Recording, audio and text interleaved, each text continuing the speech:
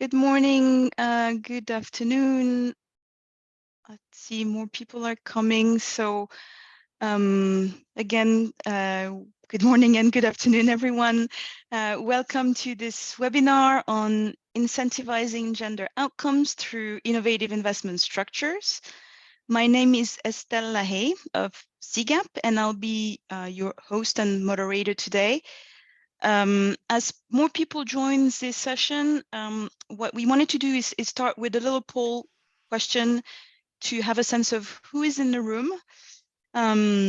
So what I'll do is just basically invite you to use your device, your computer, tablet, whatever, and go to slido.com with the code GLI and answer the question, what is your knowledge of integrating gender outcomes into investment structures? We're doing this with little smiley faces. So if you don't know much about this, you can use the frowning face. And if you are an expert, and you can use the smiley face, and we'll know that you may know that you may be tapped into during the discussion as you are an expert. And if you're in between, obviously you can use the neutral face. So yeah, just let us know. And if you are just joining, again, welcome and good morning or good afternoon, wherever you are. We are starting with a poll, this session with a poll as we're waiting for a little bit more people to join. And I see that the majority of you for now, which is only 6, and there's more people in the session. So hopefully you can respond to the poll, but the majority for you for now are kind of somewhere in between. You know something, you want to know more, but you're not an expert, which is great. And I think will also help you have interesting discussion with all of you and leverage your experience and also try to shed light on some of your questions through this session.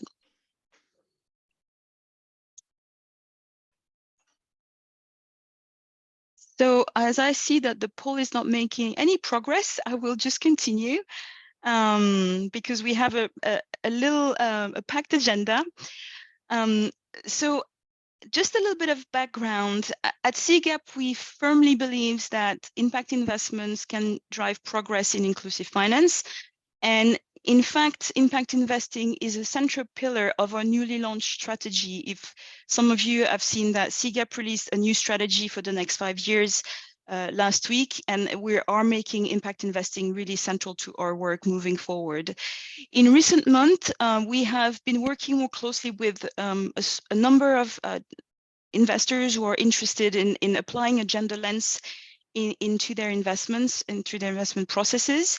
And as part of our work, we saw some interesting development and innovation with approaches and structures to investments that reward impact and in particular gender outcomes. So with this session, we would like to shed more lights on these promising approaches and highlight the experience of 3 different organizations that have been innovating to integrate and reward gender outcomes into investment structures to advance financial inclusion. We're pleased to be joined today by Natasha Dinham of Roots of Impact. Roots of Impact is a manager of catalytic capital and pioneer in impact finance, who believes in aligning capital with incentives to drive change for people and the planet. Roots' mission is to empower entrepreneurs to achieve impact at scale by managing innovative funds while building the field for impact-linked finance. Then Ellie Muslin of IDB Invest. IDB Invest is the private sector institution of the IDB Group, the leading source of development financing for Latin America and the Caribbean. IDB Invest finances enterprises to promote the economic, social, and environmental development of the region, in particular, including a particular focus on expanding access to financing for SMEs. And our third speaker is Alvaro Espitia of Athena Global. Athena Global is an impact finance company. Athena provides uncollateralized, bespoke, short-term venture debt financing and advisory services to promote access to finance for SME in emerging markets. And on the CGAP side, I am Estelle Lahey, for those of you who are just joining, of CGAP, and I'll be moderating the session, and my colleague Katie Turner will also be helping me with the moderation.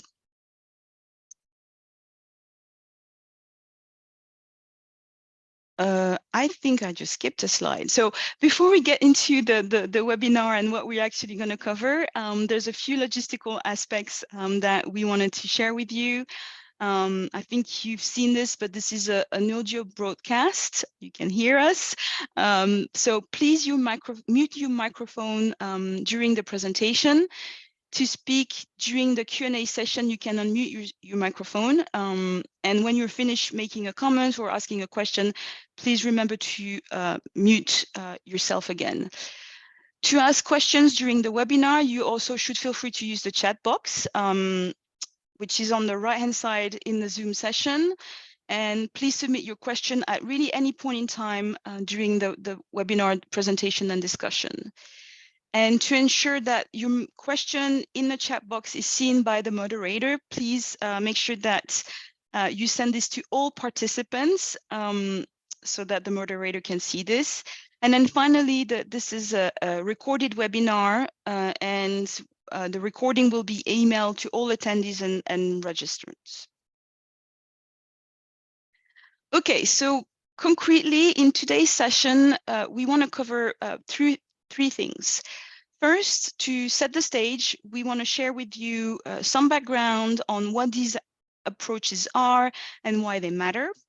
Second, we'll hear from the specific experiences of our three speakers, starting with Roots of Impact, then IDB Invest, to finish with Athena Global. And finally, we'll have a discussion with our speakers to go deeper on specific issues, and we'll open up for questions from the audience. So let's begin. So in recent years, advancing gender equality and women's economic empowerment has been really high on the agenda for public and private investors. And financial inclusion is strongly positioned as an enabler of women's economic empowerment among both public and private investors. If you start looking a little bit in terms of the data that we have in terms of funding flows, among impact funds that apply a gender lens investing in emerging markets, financial inclusion is the most attended sector. So really a testament to them viewing financial inclusion as a strong enabler of gender outcomes, positive gender outcomes.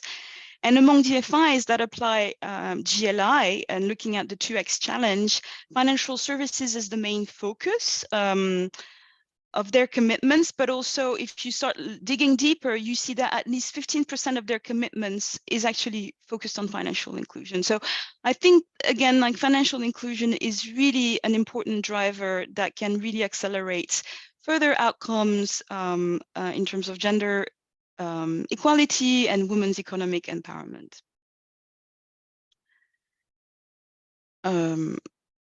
Oops, I went way too far. At CGAP, we see 4 important opportunities for investors to further advance the financial inclusion of women and contribute to their economic empowerment and equality. And just really here on this slide, what you can see is there's an opportunity to work with financial services providers who can develop solutions that meet the financial needs, more specifically of women's SME. So investors need to find opportunities to invest in solutions that address the diverse financing needs of women-run businesses in emerging countries. And those solutions could be trade credit, invoice discounting, digitally enabled sources of finance like merchant cash advances or digital credit. The second opportunity is around rural women's livelihood. Women comprise 43% of the agricultural labor force globally, and yet they are disproportionately poor and financially underserved. And there are only a few financial services that are designed to meet their specific needs and aspirations. So there's plenty of opportunity there to innovate and to work with providers, again, who will really try to serve those needs. The third opportunity is around the platform economy. Millions of women are engaged in platform work around the world, both as workers and sellers, and financial services play a role in making platforms more inclusive. Our research shows that women platform workers have a higher propensity to adopt financial services than men. And really, this creates specific opportunities for platform and FSP collaborations to fulfill women's demand in ways that create value for all parties. And again, as investors, there's an opportunity there with your financing and different tools that you provide to financial services providers and platforms. And finally, women influence or make 80% of household buying decisions. And so investors looking to address women's financial needs could also find opportunities to meet women's needs as consumers of basic and essential services, such as clean energy, healthcare, education, etc., etc. So this is the what. And if you are interested in also digging deeper into these opportunities, CGAP has done a lot of work in these 4 areas. So I would encourage you to check some of our resources on our website. Beyond the what and the opportunities for investors, we think it's as equally important to look at the how investors finance and invest, as it's fundamentally shaping your ability to achieve long-lasting impact at scale. And I think you all are interested in that. And so this is where impact-linked approaches to investment seem to be promising efforts to really seize on these opportunities and accelerate progress for women's financial inclusion. So impact-linked approaches go beyond the traditional impact investing by explicitly connecting financial returns or rewards to the accomplishment of gender targets in women's financial inclusion. So encouraging FSPs or investors to prioritize and take action to generate really meaningful change. With such approaches, investors also integrate gender outcomes at the structuring stage, so really upfront, which really reflects intentionality by the investor to ensure the achievement of gender outcomes, which is really baked into the deal. And this can be really particularly powerful in combination with the integration of gender at other stages of the investment lifecycle. So more specifically, these approaches aim to align financial incentives with specific gender goals in women's financial inclusion, promoting measurable and accountable impact. They encourage accountability and transparency, given the need for monitoring and reporting on progress, can contribute to addressing externalities by aligning financial incentives, encouraging positive behavior, internalizing costs, and shifting market incentives. They can foster collaboration among different stakeholders, such as investors, FSPs, donors, and others, to work together towards shared impact objectives. And they also help stimulate the development of innovative financial instruments and approaches that address gender-related challenges. There are several approaches for linking and rewarding for impact. I think just to try to simplify and at a very high level, you can think of them at 2 levels. First, at the level of a deal or a transaction where financial performance is tied to measurable gender outcomes and incentives are introduced to encourage impact, such as a reduced interest rate. The second level is at the compensation level of the investor or a fund manager, with ties, again, tying compensation to gender outcomes. It can take different forms like an impact carry or profit sharing, and the reward can take place at the level of performance of the portfolio or at the individual transaction performance level. So overall, these approaches are really about explicitly connecting financial returns or rewards to the accomplishment of gender targets in women's financial inclusion, and really baking gender outcomes into the structuring of investments. So with this in mind, let's go a little deeper and start really discussing the experience of our colleagues, speakers. So each of them will give you an overview of what they're doing to structure investments to incentivize outcomes, what they're aiming for, and they will also share some of their reflections and lessons learned on their experiences so far. I think keep in mind that this is, I think, an emerging space, and so it's not like there are standards and really best practices. This is really we are learning as we're doing, and so this is why we're also very excited to hear the experience of Roots of Impact, which will begin first with Natasha. So Natasha, over to you. Thanks so much, Estelle. Really great to be here. Thank you so much for the opportunity. This is something, of course, that is very close to our heart at Roots of Impact, and so thrilled to have the opportunity. Usually when I talk about the impact-linked fund for gender-inclusive fintech, I start off by explaining why financial inclusion for women is important. So I'm very glad that today I am speaking to the converted, and that means I just get to jump right into the juicy details of how we go about making this happen. And we can go into the next slide. Thank you. So let's start off with what impact-linked finance is. So when enterprises create social value, this impact is not compensated or rewarded in any way. And so impact-linked finance aims to address this market failure by pricing and by rewarding positive impact. And in simple, we say that enterprises benefit from better terms for better impact. And this means that the more social value a company creates, the higher the rewards that are offered to them. And over the last 7 years at Roots of Impact, we've done almost 50 impact-linked finance transactions and are seeing exponential demand for ILF and opportunities for additionality through ILF across the world. So the Impact-Linked Fund for Gender Inclusive FinTech, or the ILF for GIF, as we affectionately call it, is one of our larger funds and focuses specifically on gender transformative outcomes for financial inclusion. It takes a very holistic approach to achieving this, combining technical assistance, ecosystem building, and a research agenda to ensure that we build and learn as we implement. It is generously supported by SDC, the Swiss Agency for Development and Cooperation, and ADA, the Austrian Development Agency, in its first close, and we're currently engaging with funders for the second close.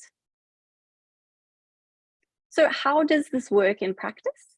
So the ILF for GIF partners with aligned investment fund managers, who you can see on the right of your screen. These are partners like Women's World Banking Asset Management, Bamboo Capital Partners, Axion Venture Labs, Patamar Capital, and Nordic Impact Funds. And these fund managers provide investments to fintechs, and we provide the financial incentives based on their gender outcomes. So the financial incentives can be structured in two ways. Either they can be provided as direct payments to the fintech, or they can be embedded into the investment terms. In both cases, the financial incentives are only provided once the gender outcomes have been achieved and independently verified. So there's clear value for money for the funders who provide the incentives. At the same time, you'll see at the bottom of your screen, we're working to build an ecosystem of fintechs that are focusing on vulnerable women. So we're partnering with organizations like Village Capital, Women's World Banking Advisory, and Seed Stars to support growth and replication of fintech models that are specifically targeted at migrants. So impact-linked finance has two main effects on fintechs. Firstly, and primarily, the financial rewards encourage the fintech to orient or reorient their products and services specifically to meet the needs of women. And then the financial incentives also improve the fintech's commercial viability. Now, you'll see in the graphic on the left that we've noted the baseline gender impact increasing even without impact-linked finance, and then highlighted the additional impact in orange. Of course, every fintech is different and every baseline will look different, But the additionality, the orange part, is really key for us in all of our impact-linked finance transactions. As much as possible, we map out what would have happened without the incentives and then count the additional impact as a result of the transaction. In terms of key facts about the fund, so our target geographies are pretty broad. We focus on sub-Saharan Africa, MENA, and Asia. The target transaction size, and this is the amount of investment that is provided by our investment fund partners, so not by us ourselves, but by our partners, is $500,000 to $5 million. And then on top of this, the incentives that we provide per transaction is between $200,000 and $1 million per transaction. The target enterprises that we are focused on here are investment-ready fintechs in the early to growth stage who meet at least one of the 2X criteria to demonstrate some initial commitment to gender goals. We would like them to have high impact potential and importantly, high additional impact potential over and above what they're currently doing. And they need to be willing and able to measure impact metrics, and we will support them to do this. And as I mentioned, we've got a preference for fintechs serving vulnerable women like migrants. In terms of the outcomes that are rewarded, each transaction is individual and benefits from a bottom-up incentive structure that's designed in partnership with the fintech. And this is because we recognize that the context and starting point of each enterprise is totally different. So we conduct a collaborative, in-depth process with each fintech to select metrics that work best for their business model and are likely to result in the highest additionality. So here on the slide is a snapshot of some of the potential metrics that we could select across the fintech value chain.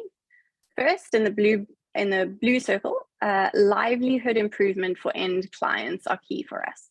Often gender considers just the organizational level, and we want to ensure that the fintechs are embedding gender considerations into the core of their business models as well. This means that they're not only reaching more women, but also understanding the effect that their products and services are having on these women's lives. So you'll see on the slide we've highlighted, this could include things like cost savings, improved economic activity, stronger financial literacy and health, and quality and value for their female clients. Secondly, in the orange circle, since ILF impact-linked finance focuses on better terms for better impact, we want to incentivize the hardest to reach, most vulnerable women, such as migrants, first-time access for women, and improved or more affordable services for vulnerable women. And then finally, in the gray circle, we know that supporting gender equity at the ownership, board, and staff level means improved focus on women as end clients. And this can also be very impactful when we're working with large agent networks, which is particularly relevant for fintechs. Again, as much as possible, we like to focus on improvements to quality of life and career satisfaction and progression, rather than just counting the number of women reached. Now, selecting the right fintechs and co-designing the right outcome metrics that prioritize additionality specific to each fintech's own context and starting point is a pretty in-depth endeavor. So we do this through a 6-step process. Firstly, we identify pipeline with the help of our investment fund manager partners. And then secondly, we screen these fintechs to ensure that they're well aligned with the ILF for GIF. Then we do a deeper dive to better understand their starting point, their current gender journey, their gender goals, their ability to collect and report on their gender impact. And once we have a good understanding of all of this, we move on to structuring the incentive scheme and outlining the terms of the transaction. Finally, when all that is done, we set up an impact management system with them to collect and report on their gender impact. And annually, we cover the costs of external verification of this impact data and then make our disbursements based on this. We also incorporate, as you can see in orange there, technical assistance, which can be around impact measurement and management or gender strategies and action plans. So what have we learned so far? And I say this with the caveat that the ILF for GIF itself is still relatively new, but we are building on many lessons learned on impact-linked finance over the last 7 years. So firstly, we've learned that strategic partnerships ensure that we utilize existing knowledge within the ecosystem and we don't reinvent the wheel. We're very lucky to have fantastic partners, including our fund manager partners, ecosystem enabler partners, and TA providers who are together what I like to think of as a collaborative force for impact. Secondly, although we use financial incentives to encourage gender impact, interestingly, our biggest determinant of success is actually the buy-in and intrinsic motivation of the enterprise and its founders. We work with some fintechs who are operating in male-dominated environments where gender transformation isn't easy, but if the founders are excited and bought in, it's easy for us to find solutions together. And then thirdly, we found that the approach that works best is to find the fintech's untapped potential and work within that.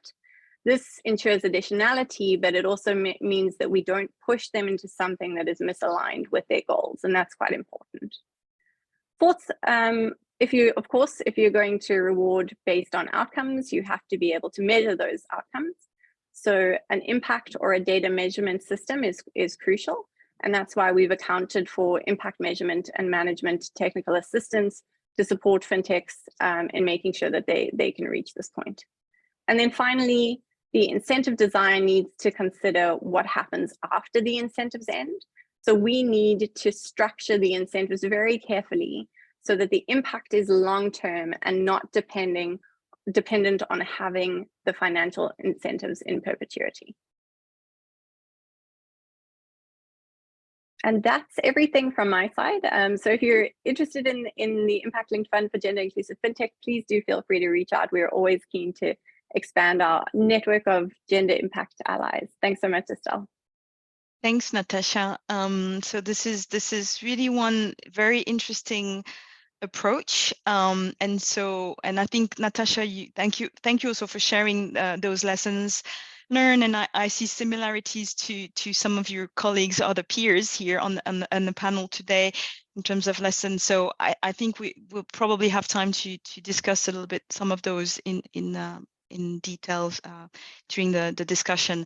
So now let's hear from Ellie Muslin at IDB Invest. And I guess, Ellie, over to you. Thank you, Estelle. And good morning. Also very pleased to be here. Thank you very much for this opportunity.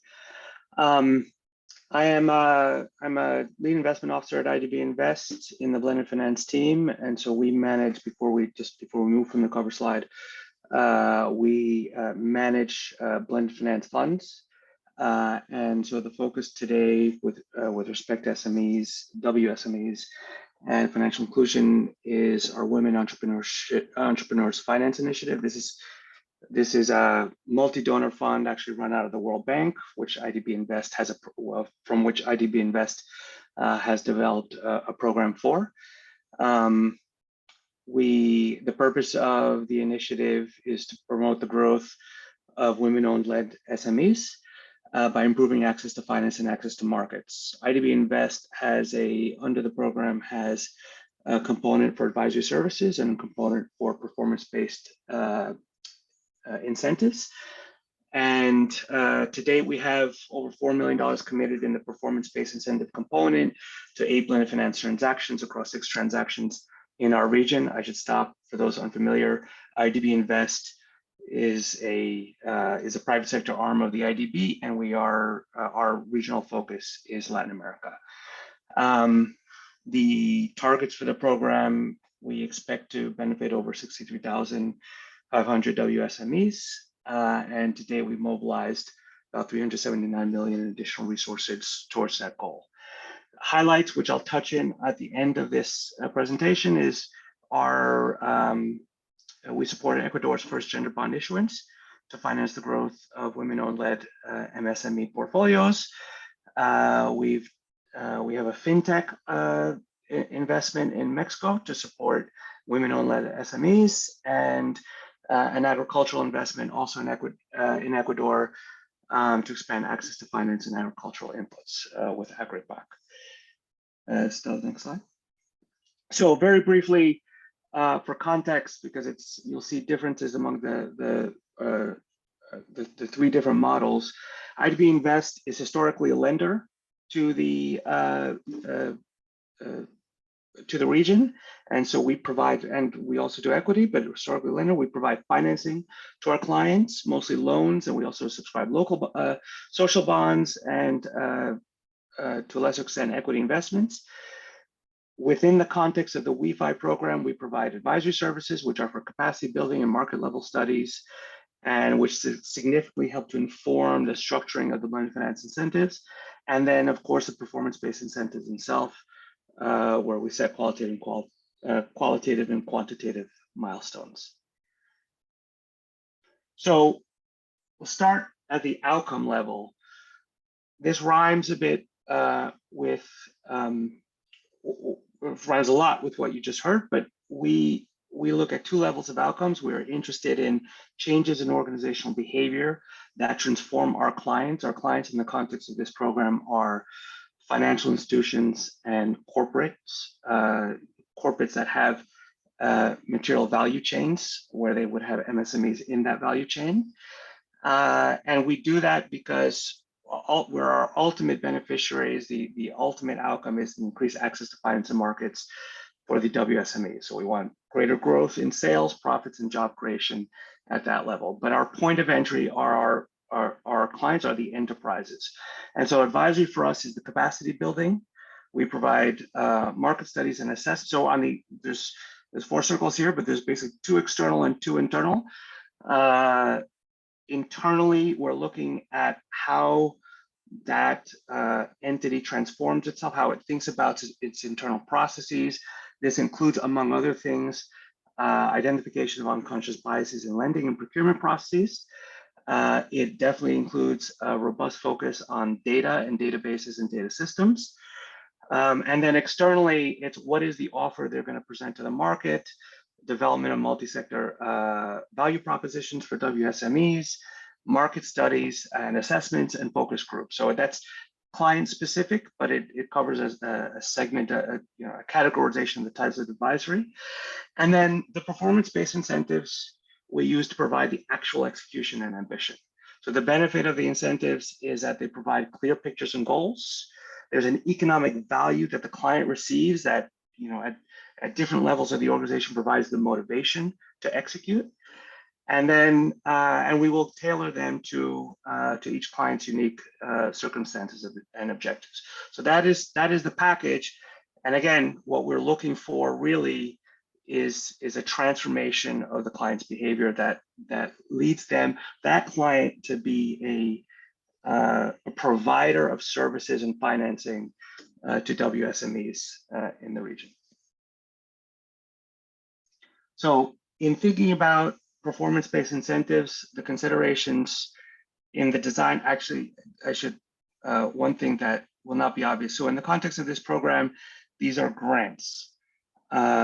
We have, prior to WeFi, we have 10 years of working with interest rate adjustments as a form of performance-based incentives for gender outcomes outside of the SME space, mostly in infrastructure. But in the WeFi context, these are grants. And so we think about first the national context, the regional national context of WSMEs and their access to finance and markets. So we work in Latin America, but as in every other region, there's great variety in sort of economic starting points and market development across our different markets, and we take that into consideration. We absolutely take into consideration the client size and the portfolio baseline. So where are they starting from? What is their history with SMEs and WSMEs? And we will project that. What are the client's systems and capabilities? So again, going back to data, and are there, this may be as simple as, have they ever actually queried this type of data in their databases, to a much more complex, they do not have the ability to query this data. They've never asked the question that we need them to ask of if they're in a financial institution, of their SME clients, or especially in the case of corporates, which is quite often, they have a value chain. They have no idea how, they may have a value chain of 1,000 SMEs supporting them, who they're procuring goods and services from, and they have no idea. They couldn't begin to segment which ones are WSMEs, which ones are owned by women, which ones are into sort of different states of economic development.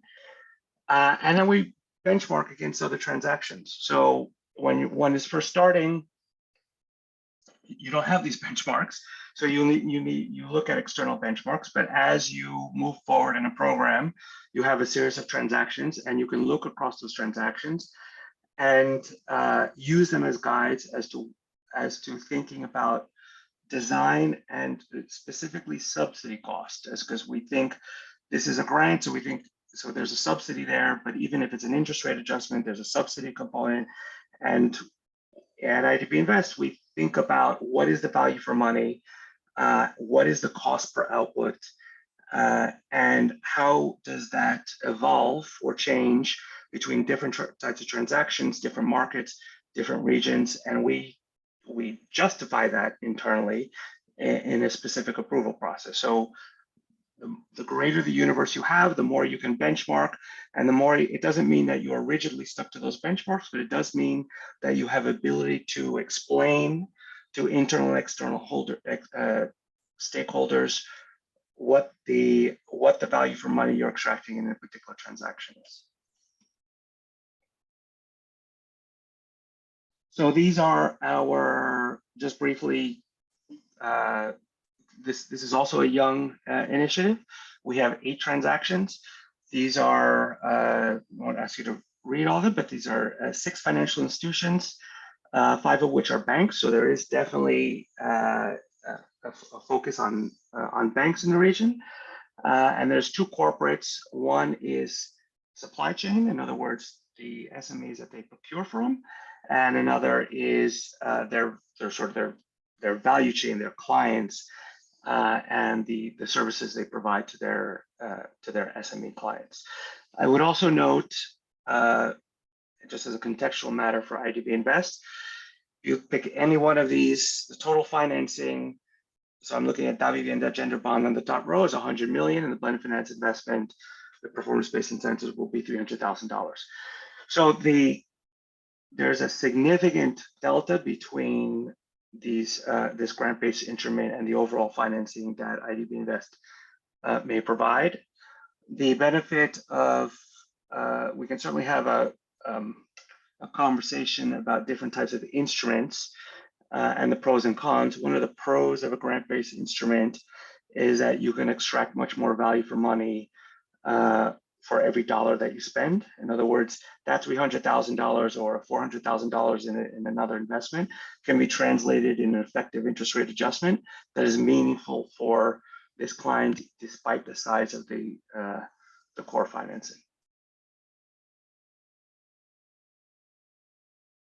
So just a few quick highlights. I touched these at the beginning.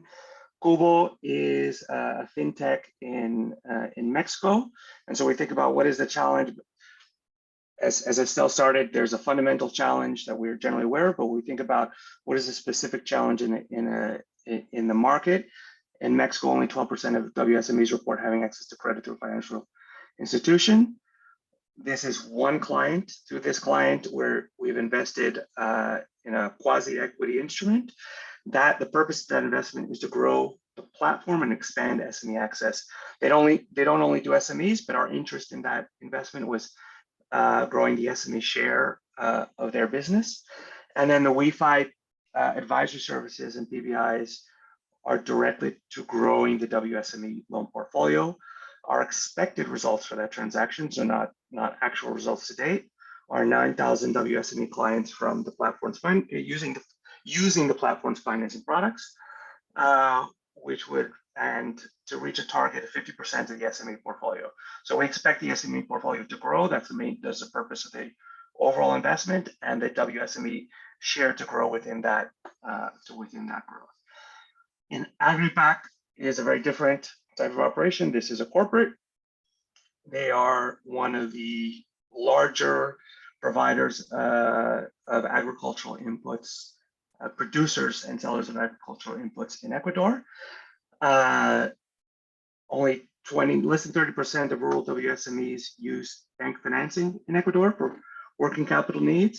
So our loan from IDB Invest is to grow their overall production capacity for agricultural inputs, and the WE5 PBIs and advisory are to expand WSME access to finance and agricultural inputs within their offer to their clients.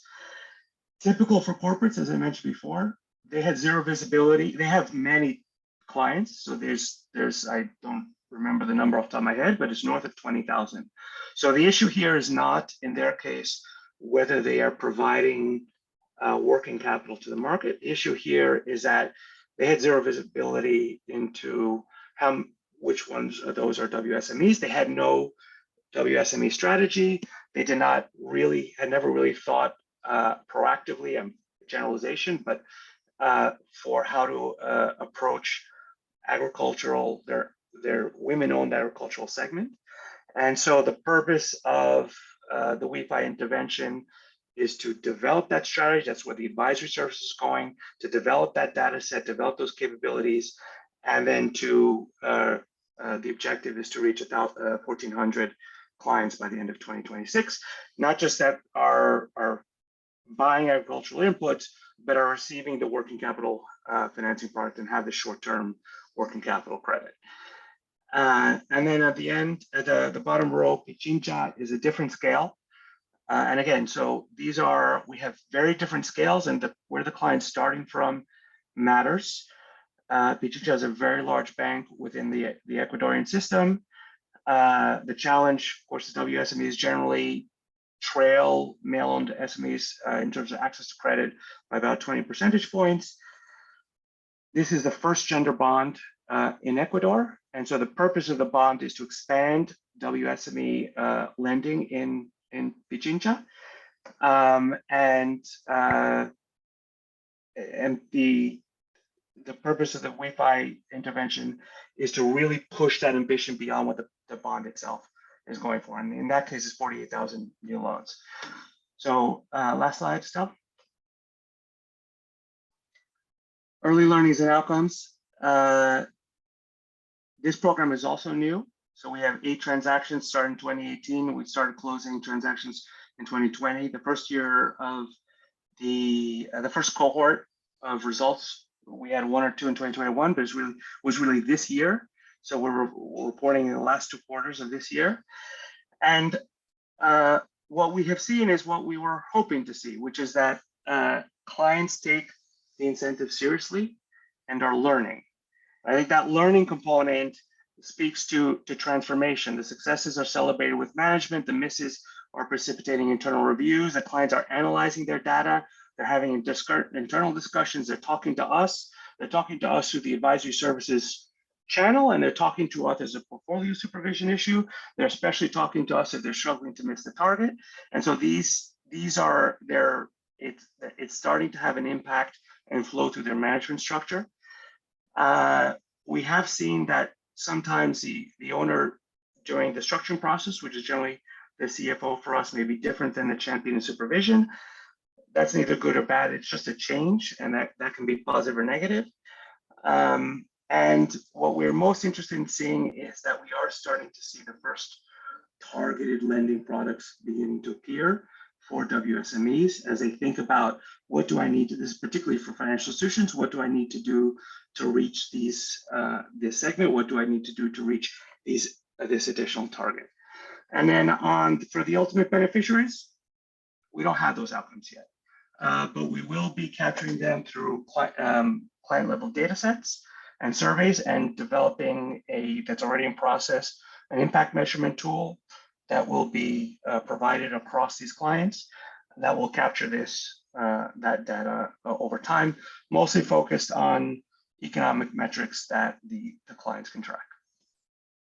And with that, thank you very much.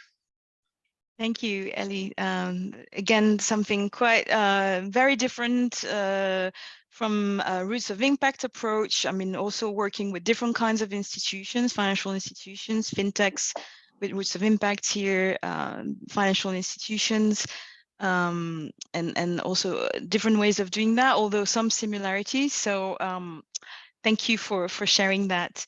And then now we'll kind of shift gear a little bit, and go. So think about what I introduced you at the beginning. About creating incentives at the transaction level, and an opportunity to create incentives at the compensation level of an investor or a fund. And so here we'll want to highlight the experience of Athena Global, and Alvaro, I'll leave it to you now to share with us your experience.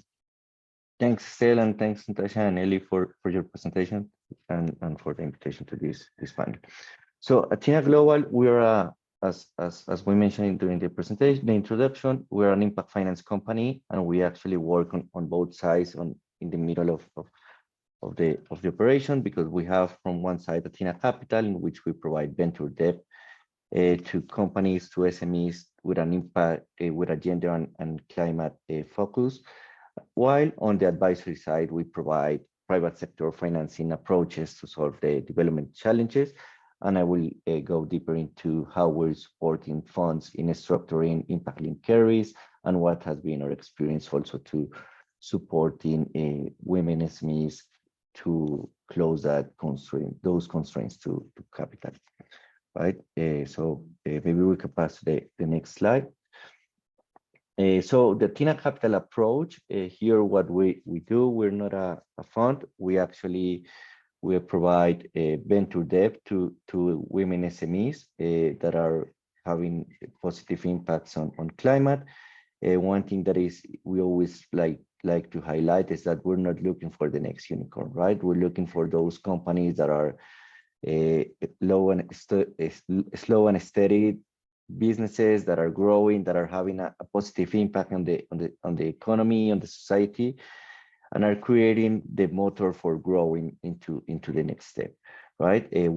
For this sense, we're also industry agnostic, and we try to provide the support and the loans that are accommodate to their real needs, and that are supporting them to go and get into the next phase, right? Our focus is mainly on the missing middle, because we see a lot of capital is lacking for those companies that are too big for the microfinance sector, too small, or don't have enough risk for the funds or for other actors in the ecosystem. But this is now from Athena Capital. Let's just bring into advisors and the impact link carry approach that we propose. So on the impact link carry, from the advisory side, we try to we provided advisory support to an interesting fund in Southeast Asia that have a gender focus, and this was one of the initial constraints when we were trying to support on the development of the impact link carry, because they wanted to go beyond only counting women, because they by mandate were already providing investment only in women-owned companies, right? So they wanted to go beyond that, and they say we want to show to our LPs to the market that the women segment is having a lot of impact and is a really interesting segment, and there's a lot of opportunities in this market. So they wanted to focus the development of the impact link carry in 4 bigger points.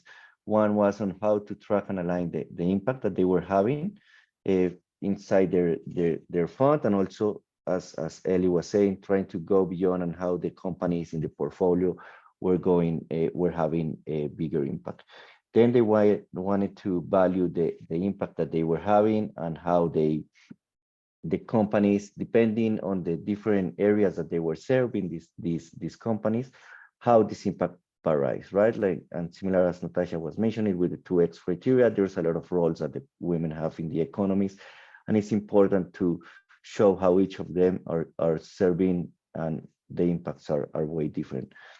Then the impact monitoring part, this was one of the interesting parts, because the companies, and relates to the next point on the money back guarantee, the companies that this fund was trying to have in their portfolio were small and medium-sized companies that didn't have a lot of capital to use into developing impact monitoring strategies, and also their data and capabilities were hard. And also you need to balance always where you put your money, right? So, and how you align those measures that those targets that you want to track versus your business ideals, and how you can align them and have an impact while have a positive and resilient growth. And then this brings us to the money back guarantee policy, which was used by this fund mainly as a fundraising strategy, because they see it as a way to de-risk the investment for the LPs, showing them that there was an opportunity, and they were really committed to having this impact with the companies in the portfolio. And if they didn't manage to achieve it, then they will be open to returns on that carry. So on the money back guarantee, as I was saying, they saw it in two ways. One as a fundraising tool, and also highly related, providing a carrot also to the LPs, right? Like saying like, hey, there's a lot of data integrity, self-collecting issues, because these are small growing companies that might not have the capabilities, the integrity of the systems. The data was going to be self-reported and only third-party audited at the end of the fund. So how do you manage to be aligned that the data, it's going to be something that you are comfortable with? And also the market in which this fund was operating is a market that is still really skeptic about gender equity, gender equality, and the importance of investing in these type of companies, right? So they also see it as an opportunity to find investors that were aligned with them and that show an interest on having this type of investments, and de-risk the part of not achieving the impact commitments that they were proposing. And now how we structure it, and going back also to the part on going beyond counting women, this fund, they wanted to have a model that go beyond like counting the number of women life that you were affecting, like especially because of the initial issue of investing only on portfolio on companies that were women owned. So what they say, like, no, we want to go beyond, and from the companies in our portfolio, we want to see also two different type of metrics. Ones that count the number of women that are being served and how their life have been changed. And as I say, this fund was really diverse in the type of companies that they were serving. For instance, they had educational companies, also transportation, also, I don't know, web-based platform for serving women as producers, as owners. So the different roles that women can have in the economy, they were all affected by the companies in their portfolio. So that's what brings us to the depth score on how you are changing the life of women in all those different aspects of their role in society. And that's how we try to structure a model that will balance both, right? Like how the number of women that you're affecting, and also going deeper in terms of what are you affecting on them. And how we did it, and here, like more on the mathematical aspect, you can include the weights as you prefer, because that's how we managed to do it with this fund. And then on the depth side, we were counting the number of customers, and also going a little bit beyond, thinking about the number of transactions or subscriptions, trying to control for the fact that you need to also be engaged with the company and having a constant effect on women, and not only being a one-time solution. While in the change in quality of life, and the NPS was really controversial, because some people, and also in the impact link carry, a lot of funds are we discussing on whether it's a good measure or not to have NPS as one measure of the impact that you're having. but we thought it was interesting to still have it in terms of like whether the women's were interested in the products and services and were satisfied with what you offer. And then, as I said, with the 2X challenge criteria, we try to go a little bit beyond and take a look at the different roles of women in the society, right? And here, relating a little bit with the points that have been already addressed by Natasha and Ellie. For instance, we thought on one part on the impact funds, like on the exits and how you make the sustainable the impact sustainable, right? How do you really ensure, and it was something that we were having a lot of discussions during this special advisory that we were providing on how do you ensure with the government, corporate governance, and also with all the incentive that you're trying to provide to the companies, that this impact is not gonna stop once you make an exit or once the fund make an exit. And also one question that is important is around the unicorns, not only seeing this as the unicorn per se, like in terms of the VC, but also the impact unicorns, right? How do you control for the fact that if you have this impact link carry model, how you control, or what thresholds do you include on terms of there's no unique company that is driving the impact that you're having in your portfolio, and then you're just moving into a VC structure in terms of the impact as well.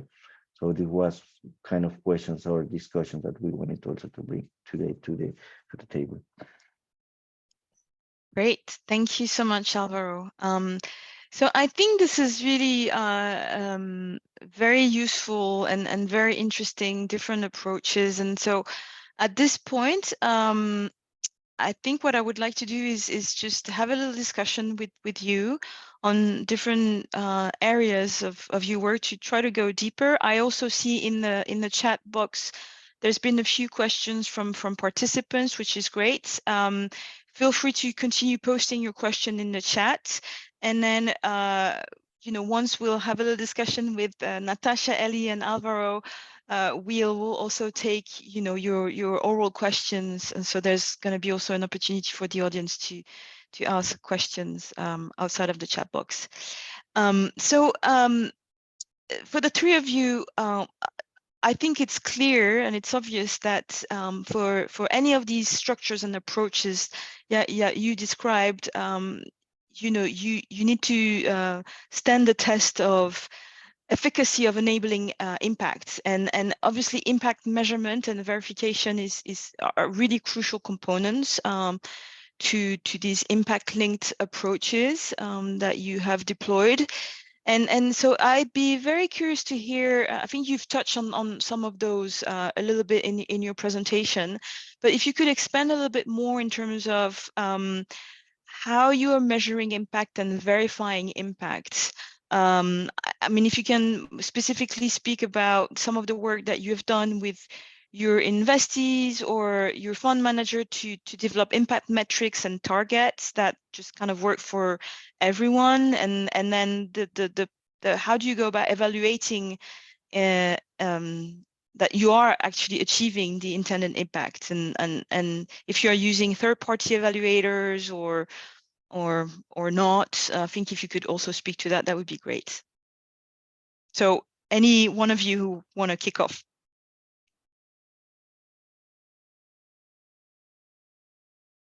Sure, I'm happy to start, Estelle.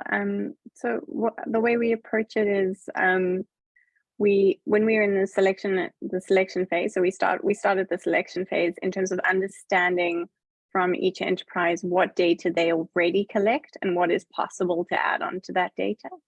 And then we do a deep dive workshop with them to understand the data and impact measurement capabilities that they have. And then we have the potential to add on impact measurement and management TA if that's a need. In the structuring phase, we select metrics that are measurable and for which a baseline exists. If the baseline doesn't exist, then we do one before we kick off the transaction so that we're clear on the starting point. And then we design and build an impact measurement plan with them that they can then monitor throughout the life cycle of the transaction. And then at the end of every, whatever the measurement period is, usually it's a year, at the end of every year, we have an independent verifier come in to verify the outcomes that have been created and reported on, and we use those as a basis for our disbursement. So it starts really from our engagement with the fintechs in terms of understanding what they've got and what needs to be built, and then goes through all the way until handing it over to an independent verifier. Elio, yeah. Yeah, sure. So I think, so what I'm about to say rhymes a lot with what Natasha just said. I think for those in the audience, one starts with it, the type of organization you are and the systems you have in place already, and how you go to market. Since we're a development bank, we have, I'm lucky to have a robust set of systems that apply to every operation that we do. And that includes development effectiveness and impact measurement.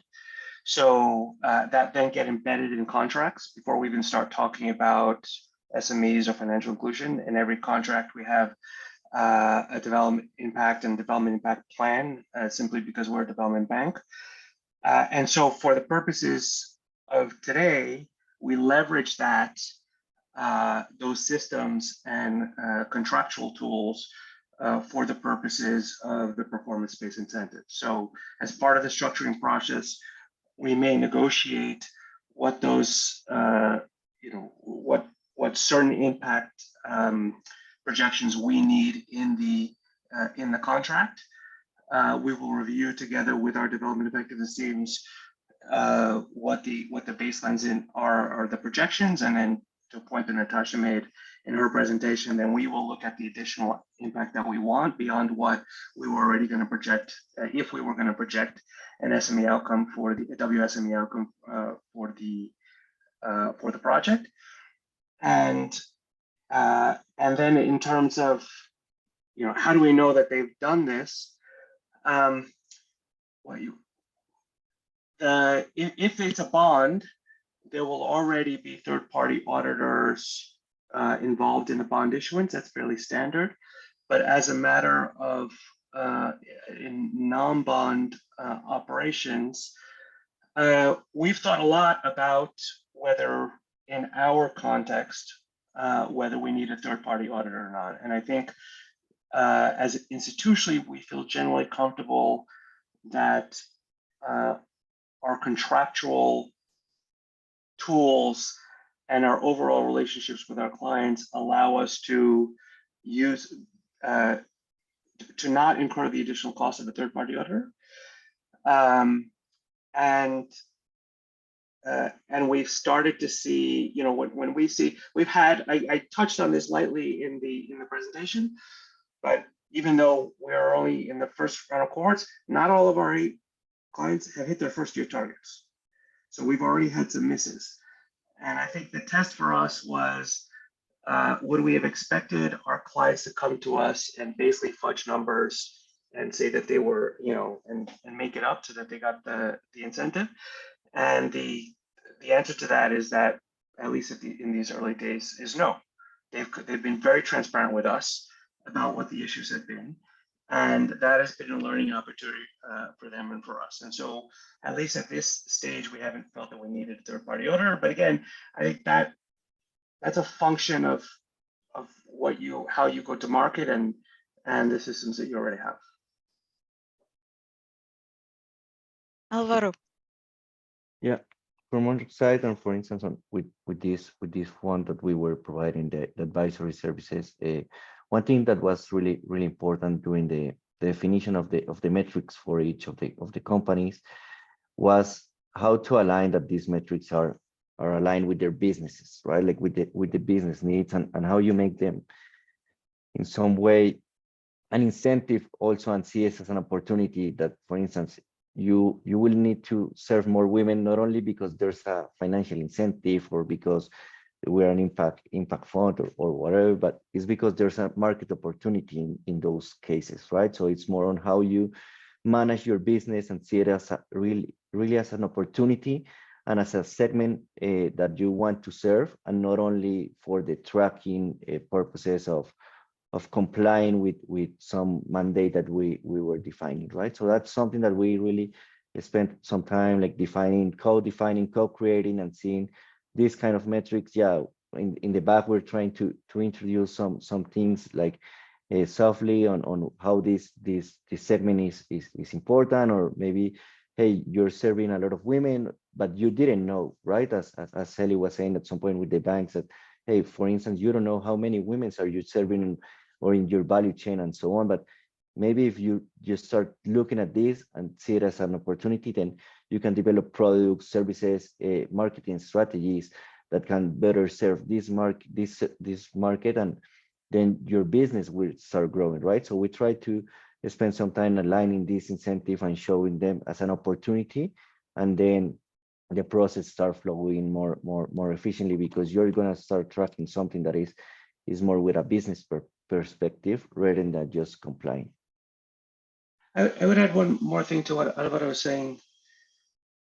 Again, what is that I think in different ways you've heard from all of us that our immediate clients, or we don't, our ultimate impact that we all want is at the level of that ultimate beneficiary, but we're all going to effectively an intermediary, whether it's a fintech or some other type of client.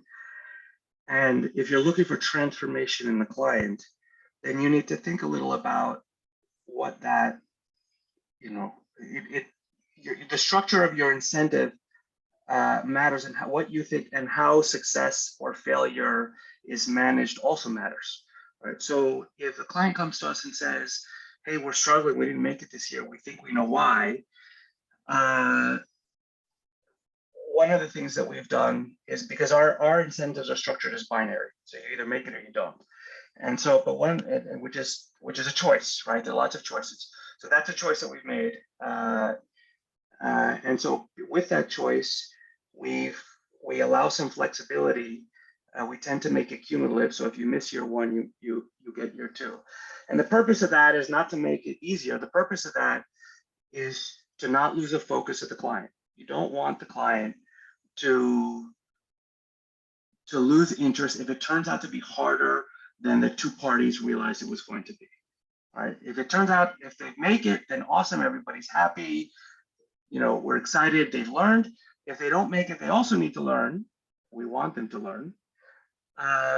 And if you want the incentive to hold its value as an incentive, then there needs to be an opportunity for them to still capture that economic benefit later. There still needs to be an opportunity for them to learn, and so you need some flexibility. However you've designed that incentive, one thing to consider is some flexibility in there to manage clients who are struggling a little more than they or you anticipated. Great.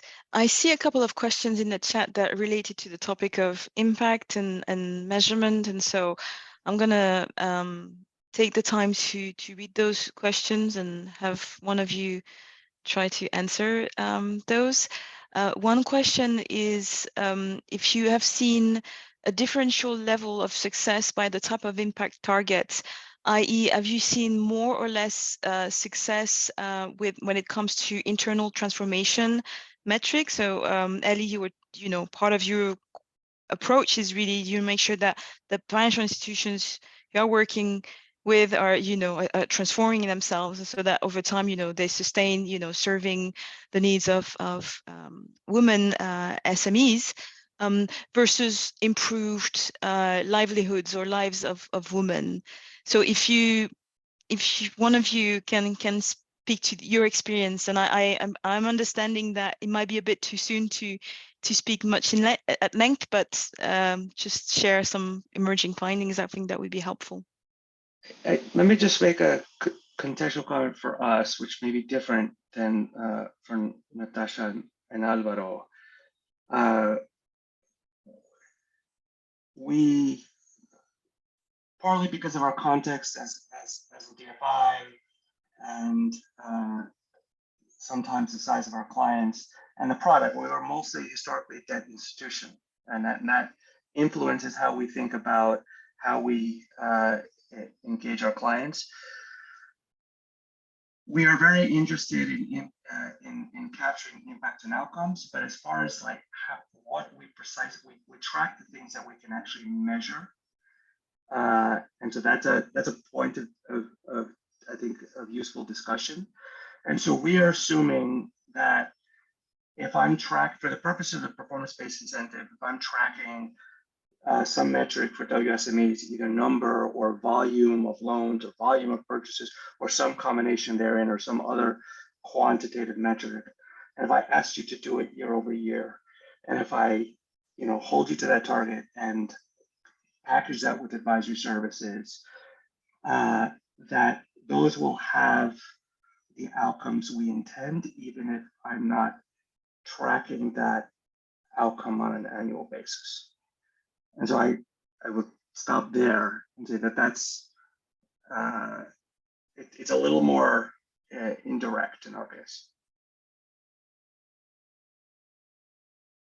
Ellie, this is Katie. Thanks for that. I just wanted to jump in because there is another question related to your response and whether or not IDB Invest tracks other metrics related to the number of loans extended to women.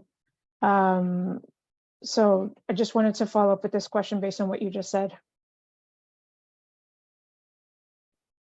Can you please share? We would, we can track loan volume. We can track if there's an economic component that we're driving in the operation, an actual difference in terms of cost of debt, in terms of financial institutions for their clients. We can track portfolio share. There's a number of elements that we can track that the bank or financial institution or fintech can manage within its systems. And for the purposes of this program, we may use those, or we may, we may insist on a specific metric in the results matrix of the transaction that we need for the performance-based incentive that my colleagues might not have otherwise included. But there's a series of, I'm not sure if I've answered the question.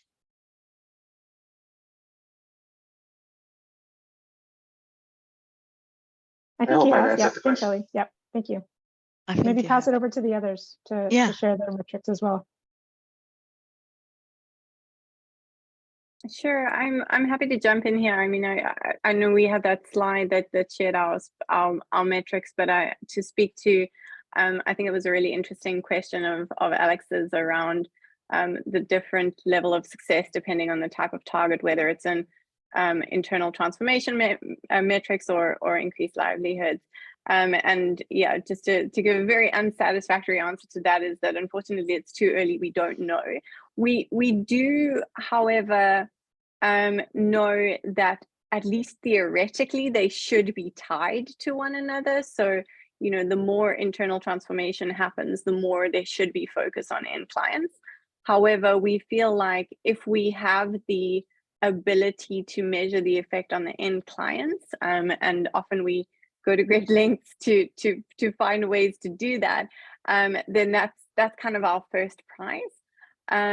So wherever we can, we do that, and we've found a lot of interesting approaches to try and get that data.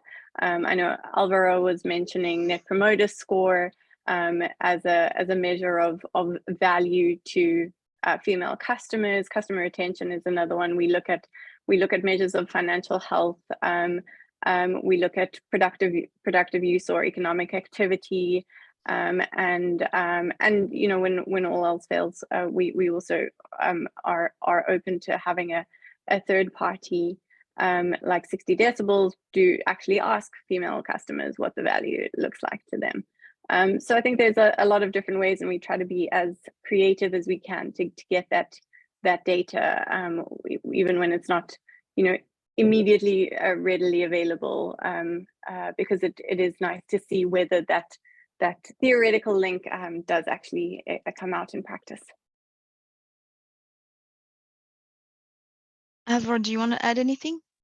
Yeah, just one small thing like that I think on this question on internal versus external, for instance. I guess it also depends on the gender, on the place where the FI or the company is on the gender lens spectrum, right? Like, because there's some companies that are more already embedded and internally on how they manage, on how they committed they are to gender inclusion.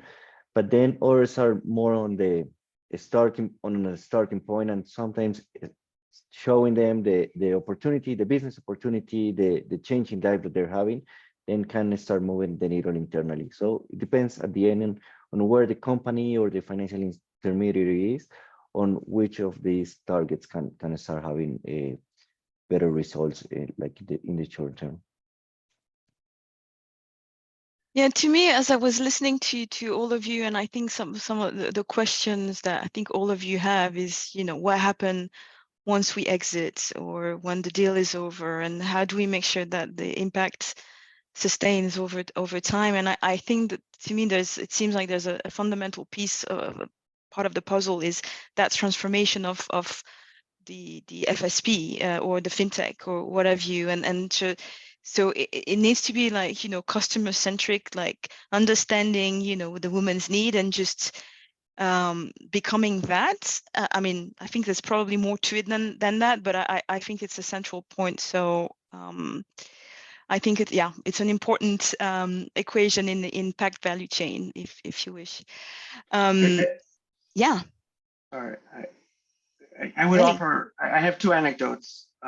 One is in this program, one is earlier, just to point out that it sounds sometimes a little theoretical, and we're struggling to express how you capture those outcomes at the level of the institution. But tomorrow I have a call with one of these clients who is now, within our program, who has, as a result of both the, as a result of the targets and the advisory, has done focus groups, looked carefully at at how they evaluate credit, and is creating a new product for WSMEs. And they're looking carefully at collateral. This is a bank.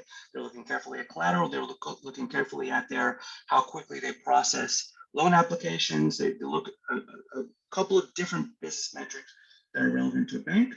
And so it's an anecdote, right? It's not a systemic outcome, but it's a reflection that this change can happen, as long as you're comfortable understanding that it may not always happen or always happen to the same degree. And my other anecdote to this is outside of this program, but certainly gender focused. One of our first forays into gender focused impact investment was in the infrastructure space. We're mostly climate infrastructure. Small company. The effect that we asked for things very concrete: a gender certification, certain number of women employed, an internship program for college students, something very easy and basic. What we ended up doing, quite to our surprise, was elevating the importance of human resources in the conversation, putting them at the table. We ended up impacting the way they went to market and hired people in the field. And so the point is that you can have this impact on a client, and the question we're asking ourselves is not whether it's feasible, but how you capture that and tell that story. And so at one level, it's what do you capture in the operation, your impact metrics that you design in the actual contract. And the other is there are other opportunities to do ex post evaluations of both your client and the market that try to track the outcomes that you had. Thanks, Ellie. Another question that's come up, a great question that's come up for you, Alvaro and Natasha, is As you achieve success in your portfolio, is there a plan to promote gender inclusion and transformation more widely, primarily without grants that allow that initial incentive for the shift? So here, thanks Linda Jones for your question. She's thinking about sort of longer term incentives to sustain that transformation. Maybe we'll start with you, Natasha. Sure, Linda, it's a very interesting question, and there's so many ways that I could answer it, and I hope that I go with the right one. So there's a couple of different ways that we can think about this. The one is, and you mentioned that you're looking for systems change, not individual change. But we do think about it as the system being made up as the individual parts. So the first way that we look at it is by ensuring that we've got a very good exit strategy for each individual fintech, so that when we leave the gender impact remains as they grow and scale, and in doing so becomes even greater than it was, because the timing of the incentives are such that they align with their scaling. That also creates demonstration effects for other fintechs as well, and investors. On a fund level, on the overall fund level, what we're doing to kind of ensure the systems change is that we've embedded a research agenda into this. We recognize that as we roll this out, there's going to be a lot that we learn, and we're going to make mistakes and iterate and do better. And we want to make sure that these lessons are shared more widely. So in the way that we are doing things, we're also hoping to kind of make that more widely accessible to others. I don't know if that fully answered your question, but I hope it gave it a first step, and I'll hand over to Alvaro for more insights. Yeah, from our side, it's more thinking on, and it's something that we have from both sides, from the Athena Capital and the advisors, where we have this customer-centric approach, in which I guess, and that's kind of the key for trying to achieve sustainability, right? In our advisory processes, like if the advisory that you're providing is customer-centric, and you're actually solving their pains, their needs, and creating a structure that is related to what they really want to achieve, I guess it's easier to start having some transformations. And also in Athena Capital, we have this term that is glue, in terms of like we go beyond carrot stick, and we include a glue that is how you create a relation and how you create something that is customer-centric, that the end user at the end relates with what you're trying to achieve, right? And is creating this transformation in their mindset, and seeing this as an opportunity that is not just, as I say, just complying, but is having an impact, and see it as an opportunity and something that is central to their business, and is not an additional thing that you're just adding, right? So that's how we try to achieve that. Thanks, Alvaro and Natasha. What about you, Ellie?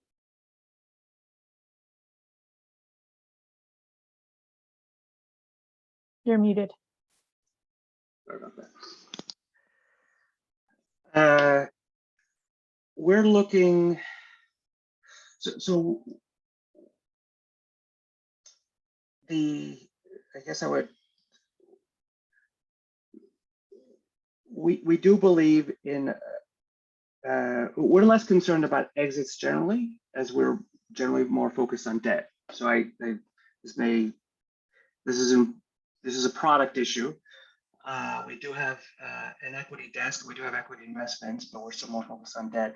And so our debt can go, not for bonds, but for other things, can go 10 to 15 years, right? And so in that context, our incentives here are actually shorter than our overall operation. So it's a little, the equation is a little bit switched. And so what we're looking for, we may have a longer relationship there than the incentive and advisory lasts. And so we're looking for redundancy and repetition in the first number of years. So for the first 5 to 7 years, it is repeat, repeat, repeat. Do this every year. Let's have this conversation. how did you get there? Across our business, we are, and I'm kind of going to Linda's question here about beyond incentives. We are increasingly looking at all of our investments through a gender lens. We understand incentive, whether they're grant, it's not that it's a grant, it's that it's an incentive, right? It's a concessional incentive in whatever form. And we look at these in the context of the market, the particular national market and sectoral market, and make calls about how many times we need to do this, right, across in this sector and in this market. And we evaluate that every time we do another transaction. So not too much of an issue right now in the early stages of this program, but we've already done that in other outside of this program, and we make, we look across our transactions, say, do we continue to provide this incentive to this new client? It doesn't have to be a repeat client, or should this client be able to do it on itself? And so that's both an analytical question and a subjective question, but it is front and center when we designed these structures. That's great, Ellie. Thanks for that. Great. I don't know if there are any more questions, Katie, in the chat. Just as you read the question, I see a new one, but just maybe just to say something on the demonstration effect that, and so I know at CGAP we've been doing a lot of thinking around that, and also just doing also some research to see how, if demonstration is happening, and it doesn't happen on its own. So I think there's a, if the goal is also to crowding others and really, use your investment as kind of a demonstration effect to showcase to others that it's feasible, it's possible, it's sustainable, and there's great business value in doing certain things. I think just making sure that this demonstration is happening, I think it needs to be part of a strategy, and so whether you do this by yourself or you partner with others who maybe are a better place to do that, I think that's a question. You don't have to do it by yourself. I think all of you also touched on this idea of collaboration to make these approaches successful, and so maybe that's also, that could be an element, is part of the goal, which I hope it is, to really affect the market more broadly speaking and demonstrate. I think there's an aspect of being also intentional about demonstrating how you go about this. I'll just pause here, and Katie, if there are more questions. I'm also conscious that there's only 3 minutes left. Yeah, there was one more question for Natasha. Right from the beginning of your presentation, Natasha, about how you see the trend in buy-in from fund partners to invest in fintechs that are working on gender-based outcomes. Yeah, it's a great question, and I have to say that I'm very, very biased because we work with partners who are very much aligned in the same way that we're thinking, and so we don't do any convincing of investors to invest in financial inclusion for women. We're very lucky that the fund managers we work with are very aligned. What I will say is that it wasn't particularly difficult to find fund managers who are aligned. I think that there is a lot of interest and support out there, and so that was a very positive finding. We were very selective about wanting to work with fund managers who really had similar mission and goals to us, and we were able to find and partner with a wonderful group of fund managers. Great. So I think we only have 1 minute left, so I don't think we have the time to go much into. There's so many more topics that we could cover, and hopefully this is the first conversation of many other ones. As I said at the beginning, CGAP just launched a new strategy, and impact investing is actually a key pillar your work. So I hope again that we will be able to continue as we explore a little bit more this space and we carve out a niche for CGAP a little bit better, but I hope we can continue. I think just also know that given the importance of outcome measurement definition and how do you go about measuring and managing that and tracking the data, this will probably be an area of investigation in CGAP, in the new strategy. And so that's probably another way of continuing the conversation with you and finding ways to support investor community to really continuing towards be more intentional at driving outcomes in inclusive finance, financial inclusion for women in particular. And so we look forward to continuing the dialogue. And please, if you have any questions, comments, put them in the chat, be in touch with me or other colleagues. And with that, thank you very much. Thank you, Natasha, Ellie, Alvaro, for sharing your work and your insights. Really much appreciate. And then for everyone to show up today and ask questions. The presentation and the audio recording of this webinar will be shared. And we wish you a pleasant rest of your day or end of the day. Thank you very much.